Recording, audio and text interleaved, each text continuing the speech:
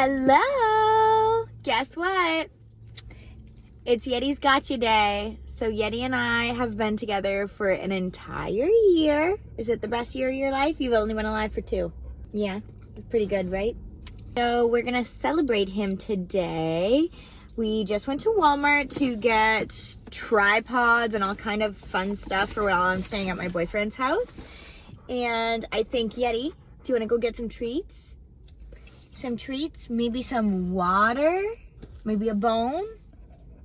So we're gonna do all that today. Are you ready? Let's go.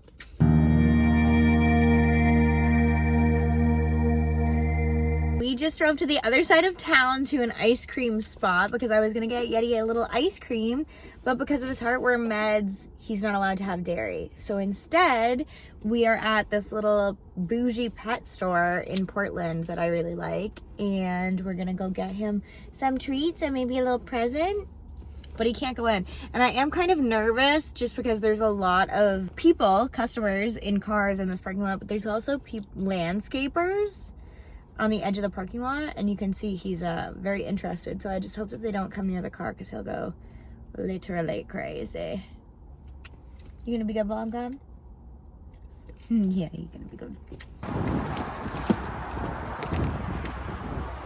Also, I always leave the car running when he's in it, no matter what the temperature is, because you can hear my car, so no one will ever break the window. And then I use this little key, so it's locked. And here he is, and here I am. Let's go inside.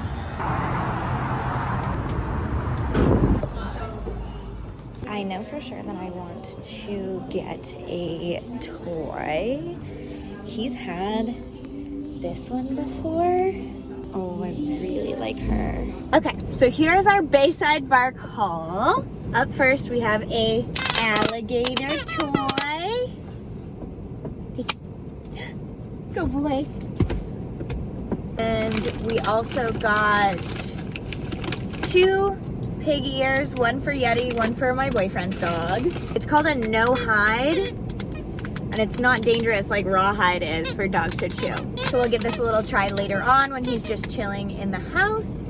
I'm gonna head back to my boyfriend's house. Hopefully that squeaking doesn't drive me insane. Is that good? Is that good? I seriously can't even believe this.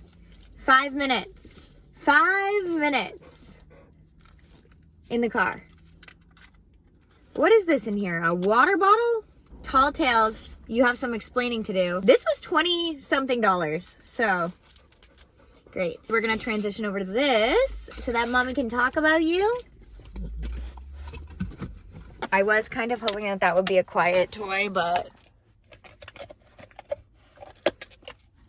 please try to disregard the crunching, even though he is the star of today's show and the whole reason for this video. I was going to tell my story about Yeti. A little over a year ago, I lost my dog Topaz. She was the first dog I ever had. White American Bulldog, beautiful girl.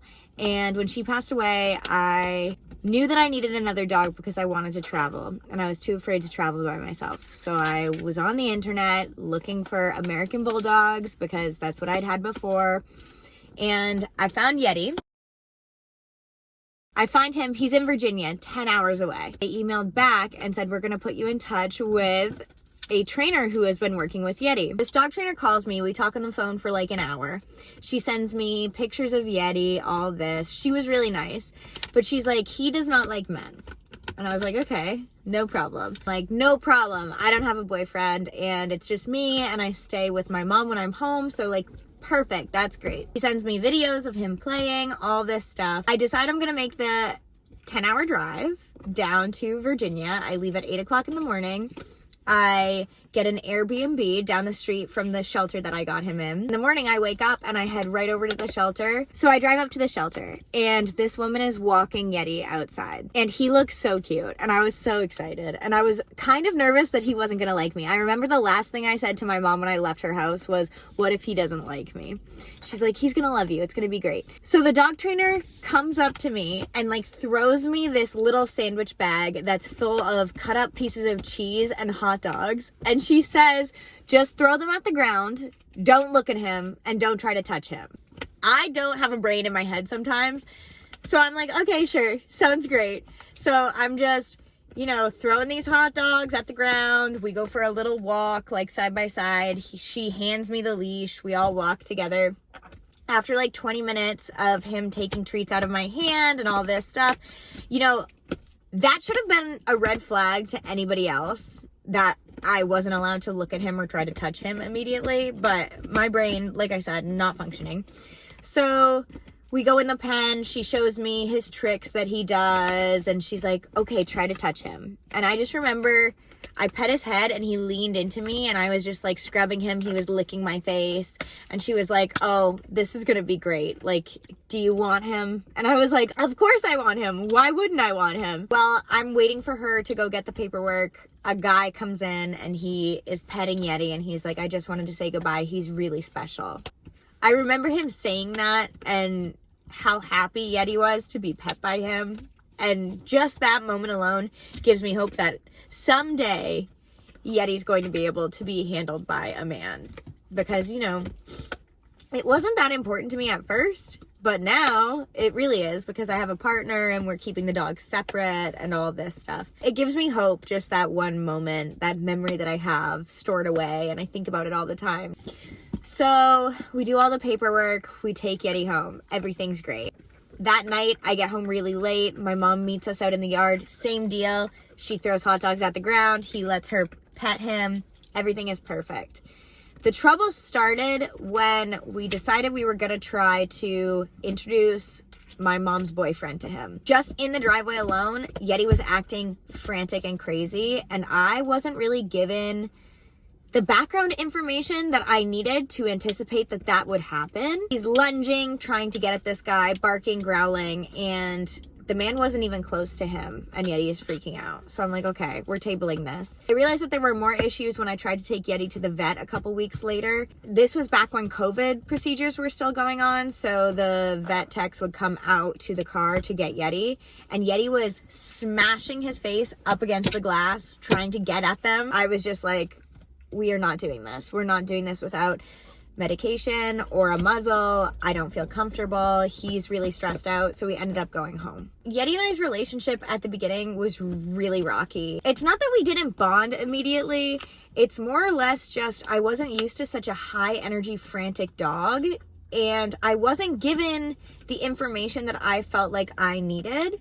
Lucky enough, I've dealt with an aggressive dog before. I had a dog aggressive dog, which is a walk in the park compared to Yeti's issues now. But I know how to handle them. I had adjusted my life to her issues before, and I had told the shelter that when I was applying for Yeti. So I think that they kind of saw it as like a perfect storm. And it is. I'm the best possible owner that Yeti could have, and I love him more than anything else in the entire world. And I wouldn't have it any other way. But I do think sometimes that on the shelter's end, it wasn't very responsible to not give me his bite history or background information. I stayed in contact with the dog trainer from the shelter. When we drove away, she was crying and she was saying how special Yeti was and that he was her favorite, but there were more dogs that needed help at the shelter. Blah, blah, blah, all this stuff. She said, please send me updates. I want to know the good things he does. I want to know the bad things he does. Please keep me updated on how he's adjusting. I'm sending her pictures. I'm sending her videos. And for every nice thing that I would send her, she would be like, oh, that's awesome because, and give me something totally messed up that Yeti had done before that she had not told me, that she probably should have. I sent her a picture of my mom and Yeti sitting on the couch. And she was like, that's amazing. It's amazing that he's doing so well. It took him weeks to be able to let people even approach him at the shelter. And I'm like, don't you think that that's something that you would want to let me know? The last time I was ever in contact with the dog trainer was when we were in Montana. I sent a picture of Yeti sitting on this beautiful vista, and I was like, Yeti's traveling. We're in Montana right now. He's having a great time. I'm so thankful for like you guys and everything you did for him. She says something along the lines of, I'm so glad that Yeti is living the life that he lives now. He was on the list to be euthanized right before you came and applied for him, and I am just so glad that things worked out the way they did. And I'm like, Don't you think that's something that should be disclosed? Also, don't you think that you should have mentioned to me, like, why he was on the euthanization list? Because dogs don't just end up on there for no reason. So I think that they did know. He for sure has a bite history. I know he has one bite since I've adopted him. Took him to a specialized dog trainer once I realized that there were behavioral issues going on. She told me just from his body language that there is absolutely no way he has not had previous bites, because that is his first thing that he goes to when he sees a new person that makes him uncomfortable, because he's realized that biting works. Anyway, I don't want to get into the whole psychology behind Yeti because he can't talk, so I don't know his story, but I do know that he does not like anybody except for me right away. That's the bad part about Yeti's story, but the good part is that I always feel safe around him. You guys are always wondering how I'm not terrified to be in the woods, or what if someone comes up to me. Yeti is literally terrifying. I feel like we are a match made in heaven, just because there's no way he's ever going to let anybody come near me in the woods or elsewhere. So I feel really lucky for that. People are also asking about his stress triggers. If you are a man with sunglasses, a beard, and a hat, forget about it. Like, he can spot you from like half a block away and he will be losing his mind in the car. If we are just driving down the street and he sees someone on the other side of the street, game over. I shouldn't be talking bad about him on his gotcha day, right?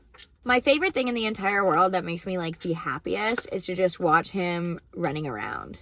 I have so many videos of him just like running around all crazy, and nothing makes me happier. Like, I will just sit there and like watch him and just have tears like streaming down my face. And I think that that has been the hardest part of this heartworm treatment, because I love to just see how happy he is to run around. And he's not allowed to have very much activity on this special medication for the next couple months. And so that hit me like a ton of bricks. Like, that was the hardest news of all this heartworm stuff, was just the fact that I can't have my dog running around. So it made me kind of sad. But that's okay, because we're going to be healthy and he is alive, and we are going to work through all of this, and I'm going to take care of him, and everything's going to be great. And in the long run, he's going to be so healthy. And Alaska will be there next summer when we are better prepared and everybody is feeling better. Anyway, enough of all that drama. Here are some of my favorite moments that Yeti and I have had together.